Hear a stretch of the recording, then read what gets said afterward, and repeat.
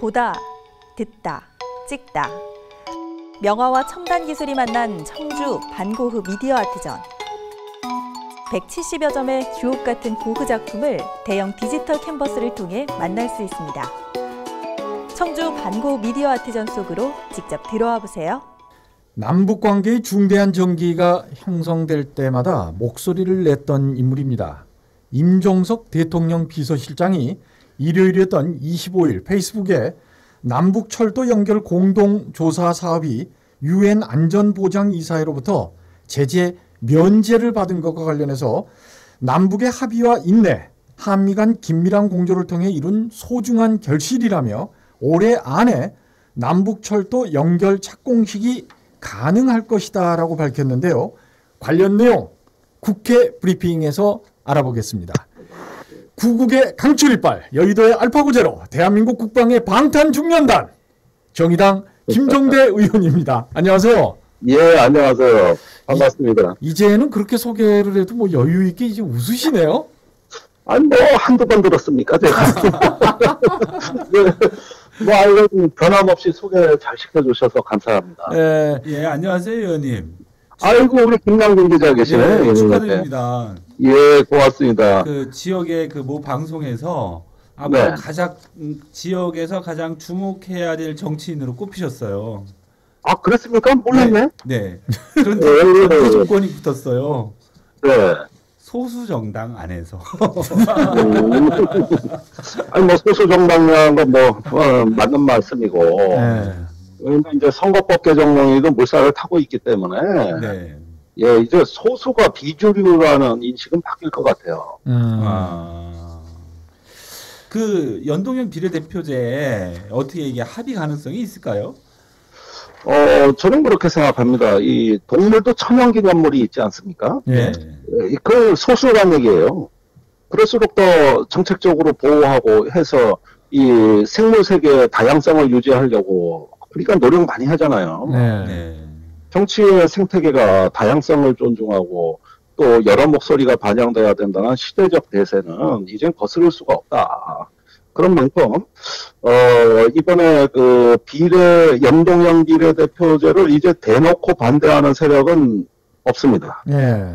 단지 이런저런 핑계만 대고 있는 것이죠. 그런데 워낙 기성 정당이 핑계를 대는데 유능하잖아요. 예, 그러니까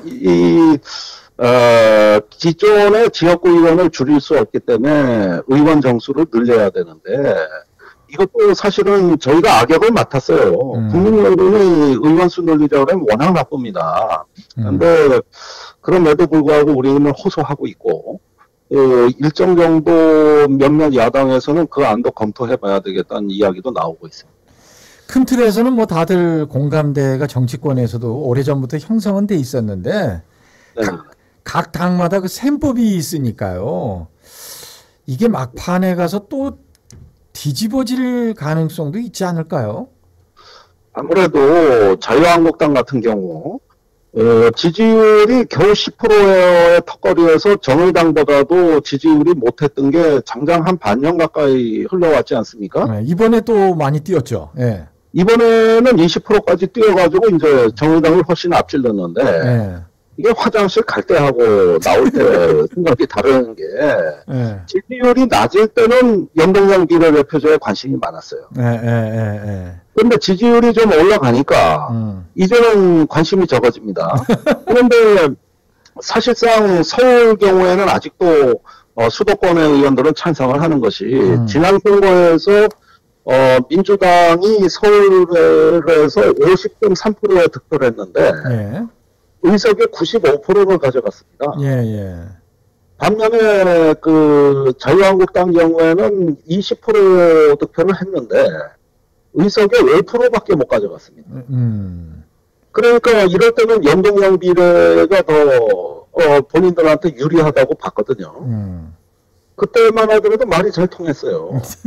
그런데 지금은 지지율이 다시 올라가면서 다시 그 좋았던 옛날로 돌아갈 수도 있다는 꿈을 꾸고 하기 시작한 게 다름이 아니라 그 민주당 지지율 하락입니다. 이제 민주당도 좋은 시절 끝나가는 것 같거든요. 그러니까 민주당이 다시 연동형 비례대표제의 거리를 두고 있죠. 네. 김 의원님, 네. 저희 진도 나갈래요. 네, 그래서 임종석 대통령 비서실장이 SNS에다 올해 안에 남북철도 연결 착공식이 이루어진다는 전제로 중국의 요령, 길림, 흑룡강 이렇게 동북 삼성이 앞으로 우리나라와 하나의 생활권으로 연결돼서 2억 명이 넘는 내수 시장이 형성될 것이다. 네. 그러니까 철도 연결을 경제적 측면에서 부각하는 글을 실었는데 김 의원님은 어떻게 생각을 하시는지요? 예, 새로운 얘기는 아닙니다. 예. 이미 통일부가 만든 한반도 신경제 지도에 보면은 남북한이 한반도의 철도 공동체로 형성이 될 거라고 예견하고 있습니다. 예.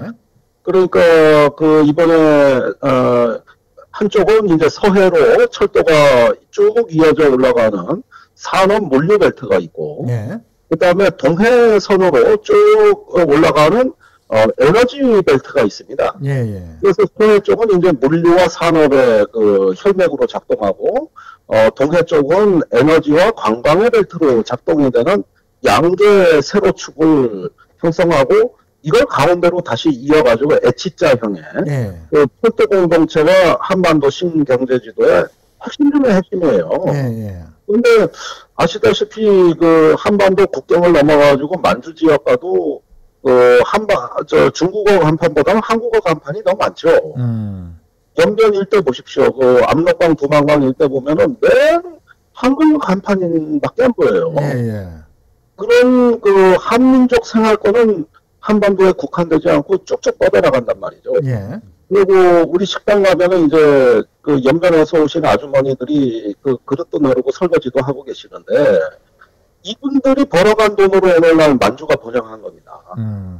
그런 만큼 이 철도가 연결이 돼가지고 자유왕래가 된다면은 가속도가 더욱더 배속이 붙어가지고 이제는 8천만 한민족뿐만 아니라 수백만의 만주까지 포함한 한민족 생활 공동체가 형성이 되고, 그래서 한민족 생활권을 기초로 해가지고 우리나라의 특별한 경쟁력이라고 할 수 있는 소비재라든가 엔터테인먼트라든가 이런 분야까지도 이제 경제 영역 영토를 넓히게 되니까 이게 이제 다 합치면은 2억 명을 충분히 내다볼 수 있는 그런 어떤 새로운 경제권이 탄생한다는 이런 의미고. 옛날부터 우리가 많이 해왔던 얘기예요. 김 의원님, 예. 호남에서 강원도 연결하는 강호축 있지 않습니까? 네. 이 호남에서 강원도가 연결되고 또 북한 지역까지 연계될 가능성에 대해서는 어떻게 보시는지요? 바로 그 점입니다. 예. 강호축이라는 거는 지금 한반도에 갇혀 있는 구상으로 우리가 평가할 일이 아니라 이것은 장차 통일 시대를 대비하는 어떤 원대한 구상이어야 한다.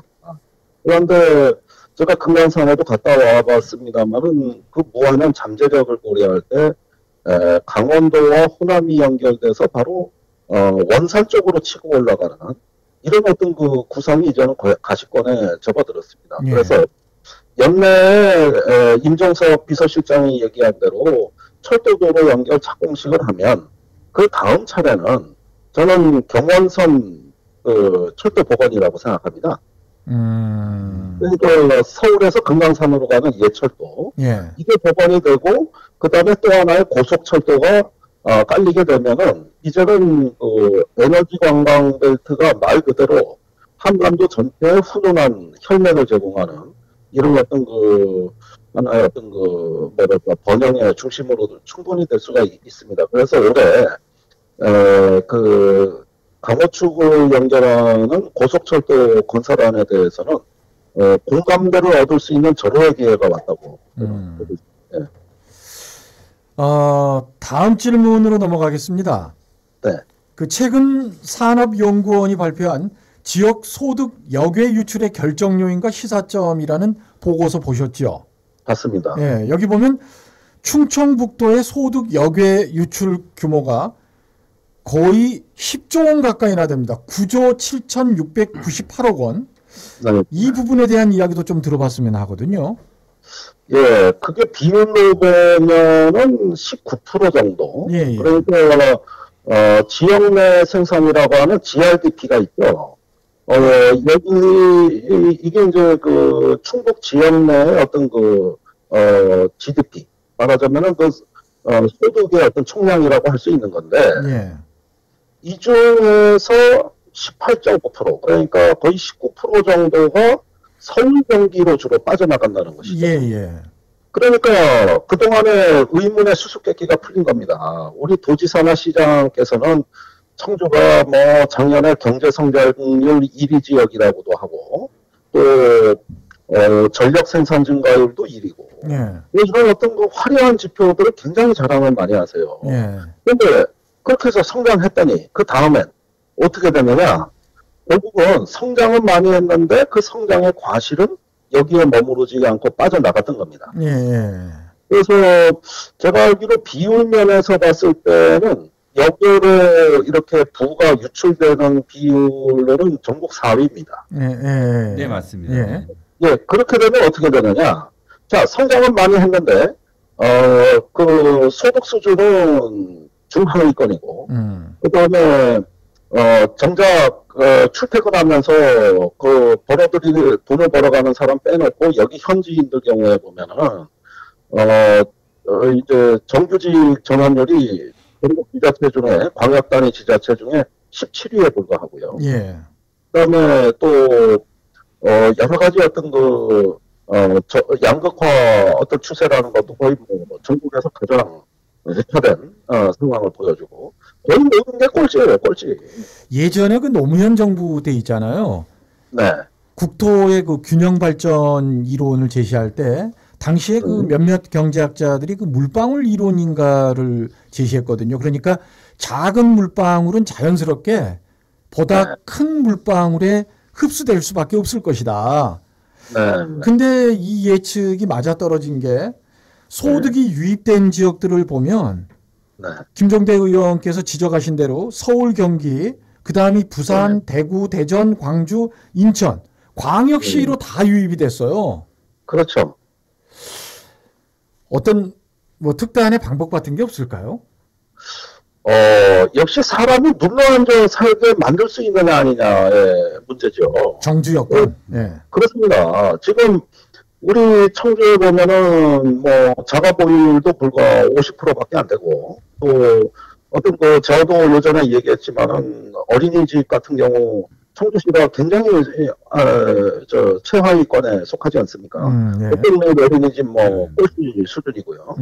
그러니까 애 키우기가 만만치가 않고 그다음에 여러 가지 어떤 복지 혜택이라든가 이런 어떤 노후를 설계하고 내가 앉은 자리에서 편안하게 여생까지 살 수 있다는 확신을 못 줍니다. 그 결국 대부분이 외지에서 출퇴근을 하려고 하지 여기 눌러 살고 싶지는 않다는 것이죠. 예. 그렇게 되면 어떻게 되냐면 주된 고소득자들은 거의 외지인이라는 결론이 나옵니다. 이런 어떤 여건하에서는 아무리 경제 성장 해봐야 그림의 떡이다. 이게 우리한테 돌아오지 않는다. 예. 이게 대선높은 현실이라. 이게 이제 전국적으로 보면 우리 충북에서 생산된 그 GRDP가 부가 이제 수도권으로 유출이 되지만 우리 이제 좁은 지역으로 우리 충북 지역으로 한정을 해서 본다면 다시 또 이제 시군 단위에서 생산된 이러한 그 지역적인 부가 청주로 또 흘러 들어오거든요. 충북 도내 그 11개 시군 중에서 그 지역 1인당 GRDP가 가장 높은 데가 충북 진천이에요. 여기가 이제 2016년 기준으로 7,600만 원 정도가 되고 그 다음이 음성군입니다. 그 다음에 이제 청주시 같은 경우에는 진천군의 절반밖에 안 돼요. 그러니까 3,300만 원 정도인데 진천이 압도적으로 높지만 그 지역의 삶의 수준 이렇게 비교해서 본다면 청주보다 낮다고 할 수는 없거든요. 이렇게 그렇죠. 이제 또 지역 안에서도 불균형도 심해지고 있는데 이런 부분들이 이제 사실은 그런데 이제 지역에서 자체적으로 정주 여건을 개선한다던가 뭐 이런 예산이 이제 부족한 거잖아요. 그렇습니다. 예, 이런 문제는 어떻게 해결해야 될까요? 자, 우리가 지금부터 좀 경계해야 될 논리는 뭐냐면, 예. 이제 더 이상 지역에서 성장 지표를 갖고 장난치지 말자는 겁니다. 지금 우리가 가야 될 방향은 어떤 번영의 패러다임이지 성장의 패러다임이 아니라는 거예요. 그러니까 번영이라는 건 뭐냐면은 지역에서 경제 성장이 얼마가 되든 말든 간에 내가 원하는 성장, 즉 내가 잘 사는 이런 어떤 성장을 원하는 거거든요. 네. 그러면은 성장이라기보다는 번영이라고 봐야 되는데 우리 성장의 패러다임을 이제 번영의 패러다임으로 바꿔야 되는 겁니다.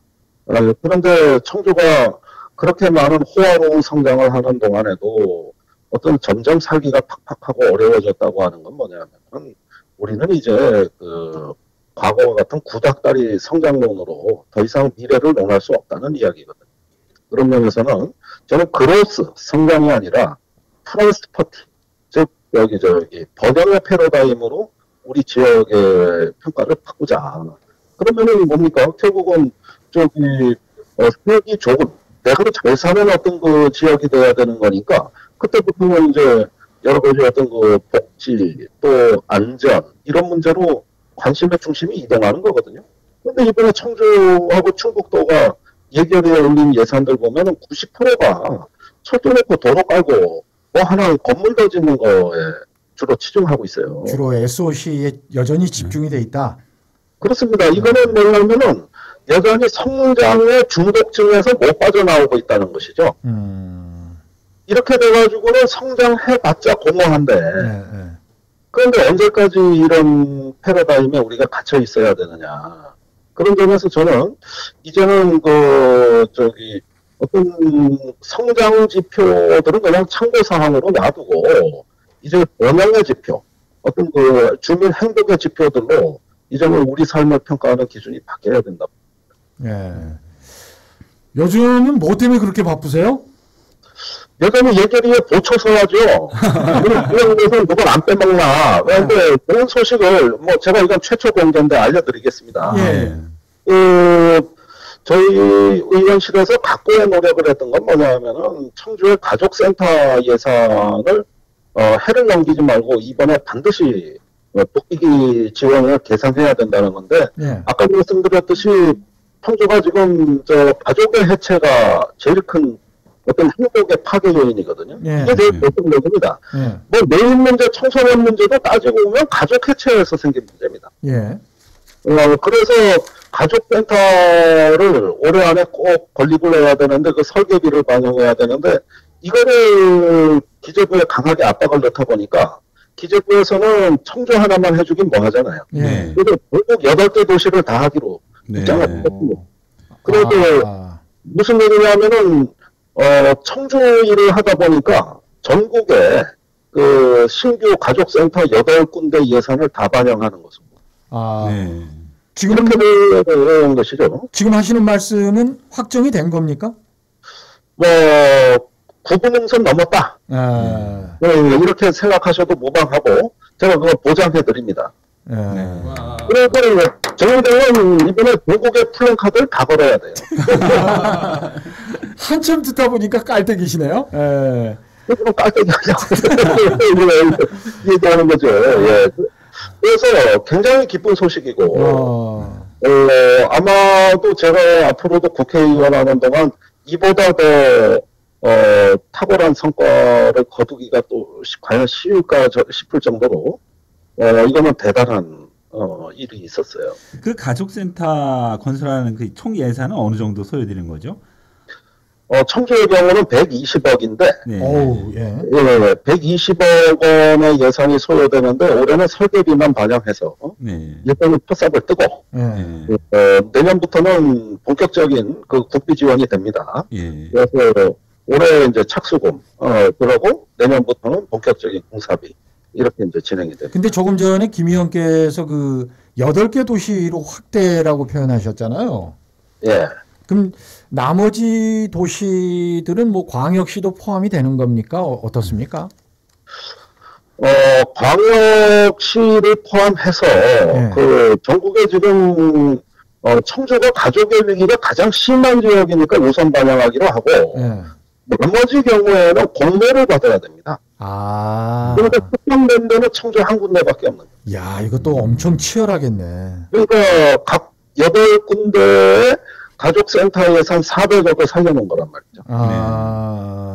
그런데 이제 그 지역은 어디냐? 그거는 이제 공모로 하고 확정된 데는 청주밖에 없어요. 예. 그 가족센터라는 게 건강가족지원센터 이런 곳 얘기하시는 거죠? 그게 아니라, 제가 가족의 위기에 대해서 먼저 한번 설명드릴 기회가 있었으면 좋겠는데요. 예. 지금, 가족의 위기를 겪는 가정, 예컨대 다문화 가정, 예. 그 다음에 한부모 자녀, 예. 그 결성 가정, 이런 어떤 불우한 가정들을 얘기하는 거고, 그런 어떤 누군가 보호자가 생활관계인이 없어가지고 보호자가 보호한 경우에는 이 센터에서 돌봐주는 그런 어떤 역할까지 수행을 하게 되는 것이죠. 아니, 제가 왜 이 질문을 드렸냐면 청주시에서 운영하는 건강가족지원센터나 다문화 가정지원센터가 있거든요. 근데 김 의원님이 하시는 말씀은 그런 것들을 모두 아우를 수 있는 가족센터라는 얘기시네요. 그렇습니다. 지금 시설이 부족해가지고 그래서 야외에서 교육을 해야 될 판이에요. 예. 이런 상황이 되다 보니까 이제 더 미뤘다가는 이제 입구화 상태에서 완전히 길거리로 내몰리게 생겼거든요. 예.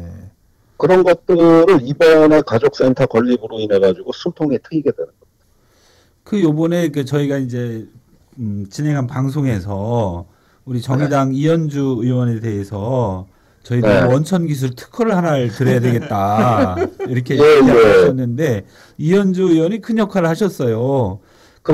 네네. 지금 이제 어린이집에 보급되는 공기청정기 예산만 하더라도 전국적으로 보면 수백억 대일 거예요.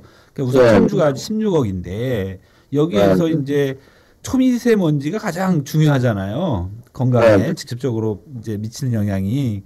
그래서 초미세먼지를 거를 수 있는 등급의 품질의 공기청정기를 그러니까 이제 구입을 해라라고 청주시에서 했는데 업체들이 그 등급을 속여서 허위 견적서를 냈죠. 그러니까 이제 가짜 제품을 갖다가 이제 이렇게 낸 거예요. 근데 그 사실을 갖다가 우리 이제 이현주 의원이 이 사실을 발견해서 지금 사업 그런 부분들이 이제 더 이상 가능하지 않도록 한 건데 뿌듯하시겠어요. 아이고 잘 키운 시의원 하나 진짜 10 국회의원 안 부럽다는 게 그러니까 저희가 아까 어떤 얘기를 했었냐면요. 이게 특정 지자체만이 아니라 국책 사업이란 말이에요. 네. 다른 지자체에 대한 점검도 필요하다라는 게 제기가 됐기 때문에 이건 좀 김종대 의원께서도 좀 주의 깊게 살펴볼 필요가 있을 것 같아서 김남균 기자가 언급을 한 것입니다. 이게 이제 어린이집뿐만이 아니라 경로당 그다음에 학교 엄청나게 이제 진행이 되거든요. 그래서 공기청정기 구입 예산만 하더라도 지금 시중에 풀려 있는 게 거의 한 1,500억 원대예요. 그러니까 이런 일이 이제 청주에서만 청주 어린이집 경우처럼 여기에만 벌어지지 말라는 보장은 없는 거잖아요. 그렇습니다. 이거는 이번 건은 정말로 그 학교 또 노인복지시설까지 포함해가지고 공기청정기는 여러 군데 들어가니까 그런 면에서는 굉장히 아주 좋은 계기를 형성하는 좋은 선례를 남겼다. 그래서 저희들이 공기청정기 감별에 대해서 우리 또 이현주 의원한테 원천기술 특허권을 갖다가 드리려고. 그러니까 이 감별사 역할을 잘 하신 거군요. 네네. 어쨌든 전국에서 최초로 기초지자체 의원이 문제 제기를 한 최초의 사례가 됐어요, 이게. 네네. 맞습니다. 어쨌든 이현주 의원한테는 정말로 높은 평가를 해도 아깝지 않은 아주 훌륭한 일을 하셨다. 정의당이라서 특히 더 그런 면이 있지 않는가 생각이 듭니다. 네, 저희도 천연 기념물이니까 청주에 딱 한 명밖에 없는 진보 정당의 의원이고 또 정의당으로서는 최초의 이제 청주시 의원이기 때문에 저희들이 천연 기념물로 인정을 하겠습니다. 조만간에 고향 다시 오셔가지고 저희하고 직접 얼굴 맞대고 또 방송 한번 하셔야죠. 예, 그럴 날만 기다리고 있겠습니다. 네. 좋은 선물 가져가겠습니다. 네, 그때까지 건강하십시오. 네, 고맙습니다. 네. 네, 감사합니다.